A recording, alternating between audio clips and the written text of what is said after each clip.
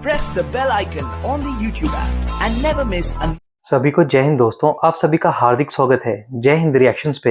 आशा करता हूँ कि आप सभी लोग बहुत अच्छे होंगे। तो आज हम आपके लिए एक बहुत ही जबरदस्त और एक इंटरेस्टिंग वीडियो लेकर आए जिसमें आप देखेंगे पाकिस्तान की मशहूर पत्रकार और हम सबकी चहेती आरजू काज़मी जी जो कि बात करेंगी हमारे प्यारे देश भारत के बारे में। तो ये वीडियो काफी इंटरेस्टिंग होगी, आपको बहुत कुछ जानने को मिलेगा और मजा आएगा। तो इसे अंत तक देखें और चैनल पे नहीं है तो चैनल को सब्सक्राइब कर दें ताकि हम आपके किसी लेटेस्ट इंटरेस्टिंग और नॉलेजेबल वीडियोस लाते रहें। तो चलिए पहले ये वीडियो देखते हैं और अंत में इसके बारे में बात करेंगे।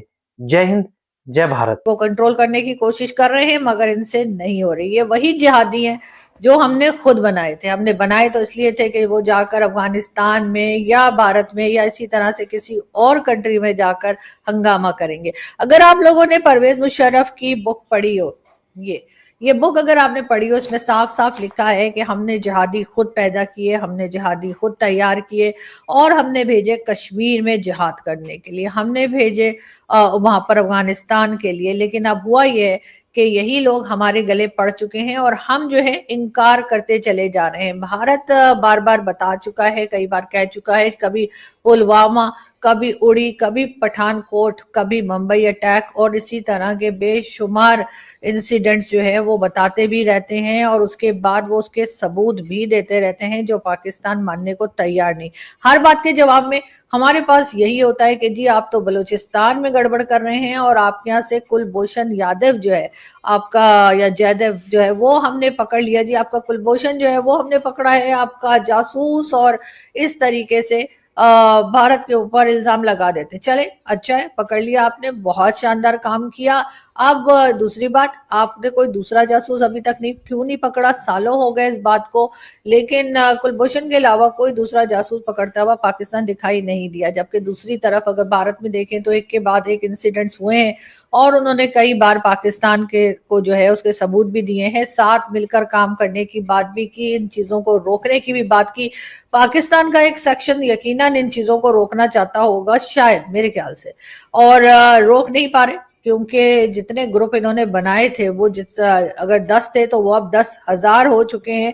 और जिस तरह से यहाँ पे लोगों के माइंड को आप चेंज करते हैं, ब्रेन वॉश करके गलत बातें सिखाई जाती हैं और हर बात के अंदर रिलीजन लाया जाता है, वो देखते हुए मुझे तो नहीं लगता कि यहाँ पे कभी भी कोई तरह का सुधार आ सकेगा। पूरी दुनिया में अगर देखा जाए एक बहुत बड़ी तादाद है मुस्लिम्स की, इसके बावजूद वो डरे रहते हैं। यानी इतने ज्यादा मुसलमान जो है पूरी दुनिया में है, बिलियन से ऊपर जो है मुस्लिम्स जो है वो वर्ल्ड में घूम रहे हैं, फिर रहे हैं, सब कुछ है। लेकिन इसके बावजूद कहा यह जाता है कि जी इस्लामोफोबिया चल रहा है, यानी कि सब लोग मुसलमानों के पीछे हैं, सब लोग इस्लाम के पीछे हैं। कोई भी ऐसा नहीं है जो क्रिश्चियंस के पीछे हो, हिंदूज के पीछे हो, सिख के पीछे हो या किसी और रिलीजन के पीछे पड़ा हो, कभी किसी ने ये नहीं कहा। लेकिन हाँ, मुसलमान सबसे ज्यादा भी हैं और उसके बाद सबसे ज्यादा परेशान भी खुद ही हैं। भारत के लिए कहा जाता है कि जी वहां पे माइनॉरिटीज जो है उसके साथ बहुत बुरा सलूक किया जाता है, जी उनको बहुत ज्यादा तंग किया जाता है, परेशान किया जाता है। और ये बात कहने वाला कोई और नहीं, सबसे पहले पाकिस्तान ही है। ये और बात है कि पाकिस्तान में माइनॉरिटीज का क्या हाल है ये तो सारी दुनिया जानती है। चले, हमारे यहाँ कहा जाता है कि जब किसी से बहस हो जाए, किसी से बात करें और हम कहें कि जी भारत ने तो शाहरुख खान, आमिर खान, दिलीप कुमार और या यूसुफ खान या कह लीजिए कि सलमान खान और सैफ और कई तरह के मुसलमान जो है वो मीडिया में हमें दिखाई देते हैं और बड़े प्रोमिनेंट जगह पे दिखाई देते हैं। उनकी मूवीज भी हिट होती हैं, उन्हें कोई तंग भी नहीं किया जाता और कोई इस तरह की बात नहीं है, या कम से कम वो अपनी एक जगह बना चुके हैं, काफी आगे तक आए हैं। तो पाकिस्तान में ऐसा क्यों नहीं है? तो जवाब ये दिया जाता है कि जी आर्टिफिशियल तरीके से भारत अपनी प्रोजेक्शन करने के लिए हमेशा से मुसलमानों को आगे रखता है, ये बताने के लिए कि जी हम एक सेक्युलर कंट्री हैं और हम मुसलमानों को आगे आने देते हैं। चले, मान लेती हूँ मैं ये बात भी, लेकिन क्या पाकिस्तान ये वाली नौटंकी क्यों नहीं कर रहा? हमें भी तो चाहिए कि हम भी हमारे जो माइनॉरिटीज में लोग हैं, चाहे वो हिंदू हो, क्रिश्चियन हो, सिख हो, जो थोड़े बहुत रह गए जिनको हमने कलमा पढ़ाने में नाकामी हुई है हमें अभी तक, उनको ही हम आगे की तरफ ले आए। क्या पाकिस्तानी मीडिया में, चाहे वो टीवी प्लेज हो, चाहे वो फिल्म्स हो, चाहे वो टीवी चैनल्स हो, चाहे वो न्यूज चैनल्स हो, मैं आपको 10 नाम बता सकती हूँ न्यूज चैनल्स इंडिया के जिसमें के मुसलमान एंकर्स जो हैं या मुस्लिम एंकर्स जो हैं, मुस्लिम जर्नलिस्ट जो हैं वो काम कर रहे हैं और बहुत प्रोमिनेंट तरीके से कर रहे हैं। क्या पाकिस्तान में कोई दिखा सकता है कि किसी बड़े न्यूज चैनल पे, क्या छोटे न्यूज चैनल पे भी किसी प्रोमिनेंट जगह पर हमने एक माइनॉरिटीज में से किसी को जगह दी हो कि कोई बैठकर एंकरिंग कर रहा हो और वो आगे की तरफ बढ़ रहा हो और सब उसको जानते हो, उसने अपनी कोई पहचान बनाई हो? नहीं, ऐसा नहीं है। इसलिए कि हम उसको आगे आने ही नहीं देते, हम उनको अपनी पहचान बनाने ही नहीं देते, हम उनके साथ बैठकर खाना तक नहीं खाते, तो हमने उनका आगे क्या आने देना है? जैसा कि लोग जानते ही हैं कि कई बार दिनेश कनेरिया और कई दूसरे क्रिकेटर्स जो हैं, जो कि कईयों को तो खैर हमने कलमा ही पढ़ा दिया, ठीक है ना, एक तो मोहम्मद यूनुस और इस किस्म के नाम है जो क्रिकेटर्स के, और उन्होंने जी वो क्रिश्चियन थे और फिर वो कन्वर्ट हो गए, लेकिन जो कन्वर्ट नहीं हुए उनको हमने कितना तंग किया कि हम उनके साथ खाना नहीं खाएंगे, हम उनके साथ बैठेंगे नहीं। इस किस्म के शाहिद आफरीदी और कई लोगों की जो बातें हैं वो हमारे सामने है। कोका कोला और पेप्सी, फैंटा, ये बहुत शौक से लोग पीते हैं, लेकिन हम उसके अंदर भी रिलीजन लेकर आ गए। वो कैसे? पहले हमने बनाई जी मक्का कोला। जी हाँ, मक्का कोला पीजिए और इस्लाम का नाम बुलंद कीजिए, कोका कोला पीने की जरूरत नहीं। और अब हम लेकर आए हैं खिलाफत कोला। जी हाँ, एक खिलाफत कोला के नाम से भी जो है एक ड्रिंक, सॉफ्ट ड्रिंक निकाली गई है, और इसका डिजाइन आप देखिए बिल्कुल ऐसा लगता है जैसे कोका कोला, फैंटा और स्प्राइट वगैरह के ना बिल्कुल कॉपी की गई है, लेकिन नाम खिलाफत कोला है। और अगर आप सच्चे मुसलमान हैं और अगर आप अच्छे मुसलमान हैं तो आप खिलाफत कोला पियेंगे, आप कोका कोला नहीं पियेंगे। हर एक के ऊपर सवाल उठाया जाता है, हर एक के ऊपर तंग किया जाता है, आपको परेशान किया जाता है, बार बार आपको सबूत देना पड़ता है कि जी मैं मुसलमान हूं और मैं बहुत अच्छा मुसलमान हूं या मैं बहुत अच्छी मुसलमान हूं, वरना जी आपकी गर्दन और इनकी छुरियां, ये सब चलता है यहाँ पर। लेकिन अगर कोई इस बारे में बात करे तो वो बिल्कुल गलत कह रहा है। नहीं जी, हमारे यहाँ तो ऐसा कुछ होता ही नहीं है।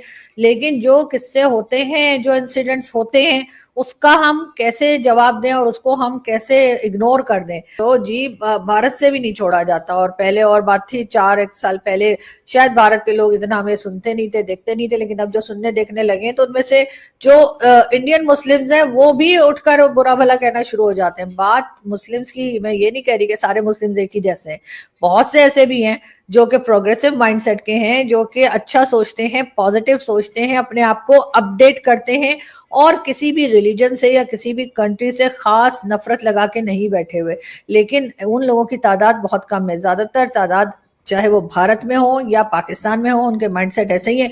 इजराइल हमारा दुश्मन है। क्यों? इजराइल ने हमारा क्या बिगाड़ा है वो तो हमें नहीं पता। अगर आप किसी से भी पूछ लीजिए पाकिस्तान में कि इजराइल के साथ आपको क्या प्रॉब्लम है तो आपको नहीं बता पाएंगे। लेकिन हाँ, ये जरूर कहेंगे क्योंकि जी वो यहूदी है और यहूदियों के साथ जो है वो हमारा 36 का आंकड़ा है। भाई यहूदियों ने आपका क्या बिगाड़ा है, चले यही बता दीजिए। अगर आप इजराइल का नहीं बता पा रहे तो कम से कम ये बता दीजिए कि इजराइल ने ना सही तो यहूदियों ने आपका क्या बिगाड़ा है। नहीं, वो भी नहीं बता पाएंगे। अच्छा जी, उन्होंने जी फलस्तीन पर अटैक कर दिया, उन्होंने जी हमास को जो है वो अटैक कर दिया, तो जी मुझे ये बता दीजिए कि हमास वाले क्या हैं?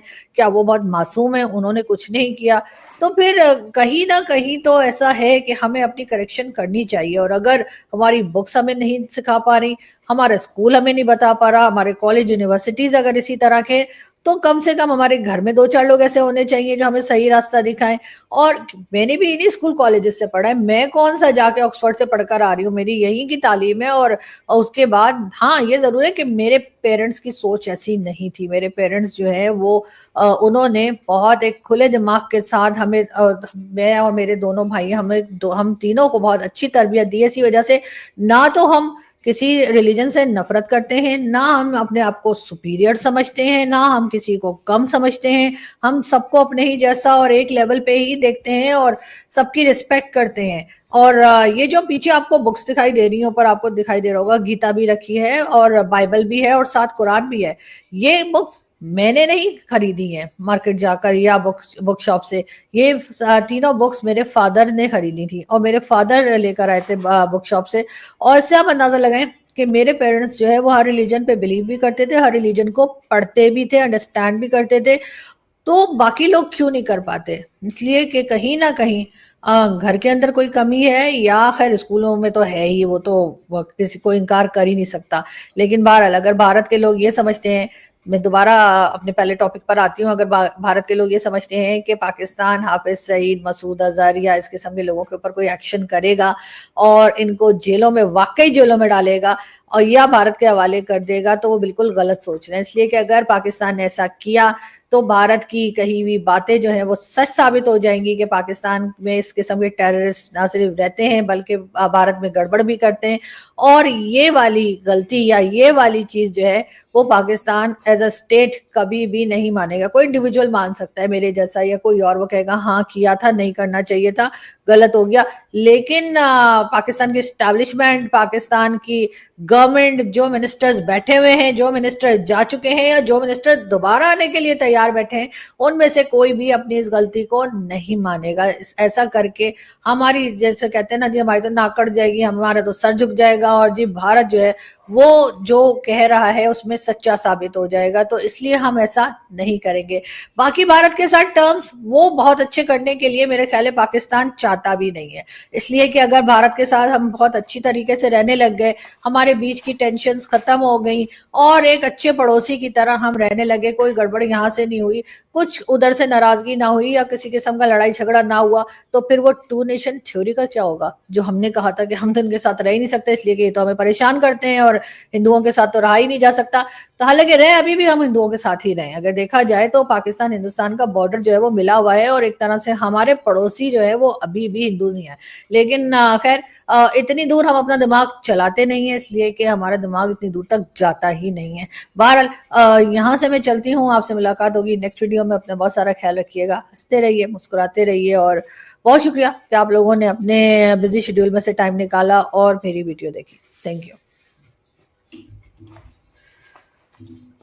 दोस्तों, आशा करता हूं कि वीडियो को आपने अंत तक देखा होगा और आरजू काज़मी जी का बड़ा ही जबरदस्त रिएक्शन आपको काफी पसंद आया होगा, जिसमें आरजू काज़मी जी ने ना सिर्फ बात की हमारे प्यारे देश भारत के बारे में, बल्कि जो उनका खुद का मुल्क पाकिस्तान है उसकी हरकतों को भी एक्सपोज किया और खासकर बात की भारत और पाकिस्तान के रिश्ते क्यों खराब हो रहे हैं, उसका असली कारण क्या है। तो आशा करता हूँ वीडियो आपको काफी पसंद आई होगी।